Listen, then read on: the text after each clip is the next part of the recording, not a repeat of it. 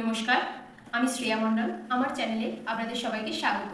আমি Vivekananda college for ওমেন্সের education ডিপার্টমেন্টের second সেমিস্টারের স্টুডেন্ট। আজকে আমি আপনাদের একটি গল্প পাঠ করে শোনাবো, পরাণ বান্ধবী কেমনে। বইটি লেখা পল্লবী সেনগুপ্তের, যেটি প্রকাশিত হয়েছে লিপিঘর থেকে। আমি আজকে এই গল্পের তৃতীয় পর্ব আপনাদেরকে পাঠ করে শোনাবো। তো চলুন গল্পটির মূল অংশে প্রবেশ করা যাক। বাথরুমে ঢুকেই ফুল স্পিডে কল ছেড়ে দিল সোহিনী। ঝমঝম শব্দে ভর্তি হচ্ছে বালতিটি। আর এই শব্দের আড়ালেই নিজের কান্নার শব্দ লুকোনোর চেষ্টা করলো আজও, ও রোজকারের মতোই। কলকাতা শহরের উপকণ্ঠে নিউ টাউন এলাকার ১,৫০০ স্কয়ার ফিটের এই সুসজ্জিত বিলাসবহুল ফ্ল্যাটটাই, এই বাথরুমটুকুই একমাত্র আপন বোধ করে সোহিনী। এই জায়গাটাই এমন এক টুকরো ফালি যেখানে কেউ ওকে জাজ করে না, কেউ ওকে কথা শোনানোর জন্য মুখিয়ে থাকে না, আর ওকেও তটস্থ হয়ে থাকতে হয় না প্রতি মুহূর্তে কোনো নতুন অভিযোগের মোকাবেলা করার জন্য। দেয়ালজোড়া বেলজিয়াম গ্লাসের আয়নাটার সামনে ধীর পায়ে এগিয়ে গেল সোহিনী। নিজের মুখটাই ভাসছে আয়নার ওপরে। খুব ভালো করে নিজেকে দেখলো ও আরও একবার। এই এক বিশ্রী মুখ, কালো চামড়া, ভোঁতা নাক, ছোট ছোট চোখ আর পুরু ঠোঁট। এক কথায় এরকম চেহারার মেয়েদেরকেই বোধহয় কুশ্রী বলা হয়। ছোটবেলা থেকেই তো শুনেছে এই বিশেষণটা নিজের নামের সাথে, কুৎসি। স্কুলে, কলেজে, পাড়ায়, সব জায়গাতেই সবাই ক্রমাগত নানাভাবে, নানা সুরে ওকে শুনিয়েছে ও অসুন্দর। কষ্টে বারবার বুক ফেটে গেছে সোহিনীর, কিন্তু তবুও কখনো কাউকে বোঝাতে পারেনি যে সে নিজের ইচ্ছায় অসুন্দর হয়নি। ওরও ইচ্ছা করে আর বাকিদের মতো সুন্দরী হতে, কিন্তু কেই বা বোঝে এসব। ওর নিজের মাই তো ওকে বলতেন, এই পোড়ামুখী রূপ নিয়ে জন্মানোর জন্য তুই কি আমার পেট ছাড়া আর অন্য কোনো পেট পেলি না রে? সকলের কাছে তোর জন্য কথা শুনতে শুনতে আমি তো হায়রান হয়ে গেলাম। জানি না কি করে তোকে পার করব। মায়ের কথাগুলো শুনে যন্ত্রণায় বুক ফেটে যেত সোহিনীর বারবার। চোখও ভিজে আসতো, কিন্তু ওর চোখের জল মনে হয় কেউ কখনোই দেখতে পায়নি। বাবাও ওকে বিশেষ পছন্দ করতেন না, সেটা বেশ বুঝতো।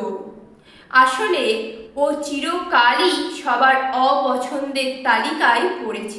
কলেজে ওর সমবয়সী মেয়েরা যখন প্রেমিকদের সঙ্গে রঙিন সম্পর্কের আবেশে বিভোর থাকত, সে সময় সোহিনী ছিল কলেজের বিভিন্ন ছেলেদের কাছে ইট কাঠরের তৈরি কোনো বস্তুর মতো। ওর অস্তিত্বটুকুও বোধহয় দেখতে পেত না কেউ, এমনভাবেই সকলে ইগনোর করতো ওকে। সোহিনীর বোন সুপর্ণা সহদরা হলেও কতটা আলাদা সে ওর থেকে। দেখতে সুশ্রী, পড়াশোনাতে চিরকালই ওর মেধা বেশি। বাবা মা ওকে সব সময় স্নেহে ভরিয়ে দিয়েছেন।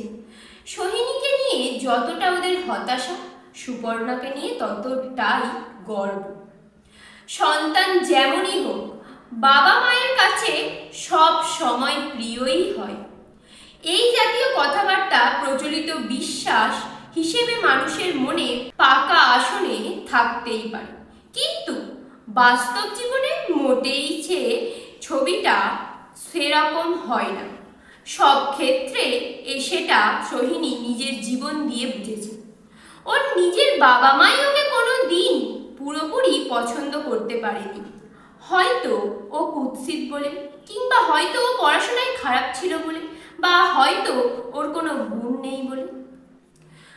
মুখ চোখে জলের ঝাপটা দিয়ে বাথরুম থেকে বেরোলো সোহিনী। বেরোতেই অসম্ভব কড়া গলায় শাশুড়ি বললে, ওরু ফোন করেছে অনেকক্ষণ থেকে, শুনতে পাচ্ছ না নাকি? ধরার প্রয়োজন মনে করছো না নাকি? আমি বাথরুমে ছিলাম মা, আমি শুনতে পাইনি। আর কত ক্যাবেলামি করবে তুমি? তোমার কি কোনো কাজেই মন নেই? কি দিয়ে গড়েছেন তোমায় ভগবান? এত নিরেট মাথা বোধহয় গরু ছাগলেরও হয় না। আর কথা বাড়ালো না সোহিনী।